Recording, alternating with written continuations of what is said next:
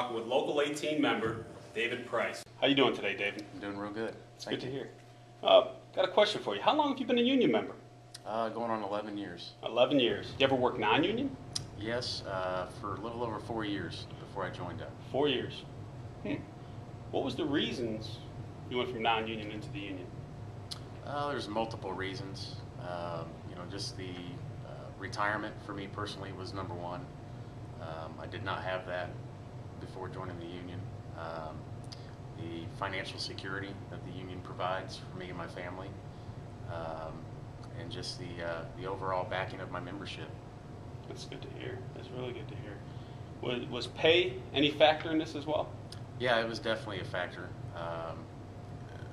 Back then I was expected to run crews, sizable crews, for about $10.50 an hour. No kidding. And now I'm at right around $31.23 an hour. But your duties had to be very small for $10.50 an hour. No, you actually, sweeping floors? You'd be surprised. I ran crews with on multiple projects with quite a few people, and was expected to take on that kind of responsibility for that kind of money, and really couldn't do anything about it. How has joining the union benefited your family? Immensely. Like I stated before, it gave me the financial security that I never had before. My kids go to good schools. We can afford a decent home and a decent way of life that I couldn't have before. It's good to hear. That's really good to hear. Today, compared to before, do you feel like you have a say on your job now? Do you have a voice in the workplace? Yes, I do, definitely. I've got a contract, a legal binding contract between our membership and the contractors. I've got a business manager that I can rely on if there's any issues on the job.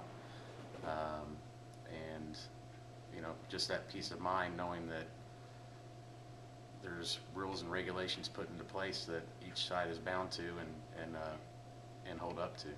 That's good. Some of the perks that come with union contracts. Can you embellish a little bit? What are those perks that come with these union contracts? For one, a big one is your breaks and your lunch times that are set.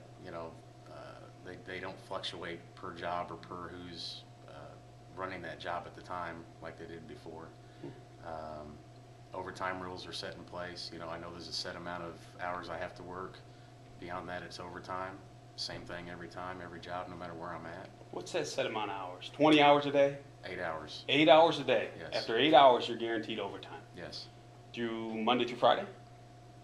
Yes. What about the weekends? Is that regular time? Weekends kick up to time and a half and double time. No kidding.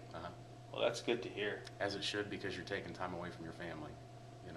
Correct. So you're being very well paid back for doing that, for the contractor. Well, I guess that is a union difference. Would you say that, Dave? Yes, sir. I'm Ryan Wiersman with the Indiana campaign. We're talking to David Price, and that is the union difference.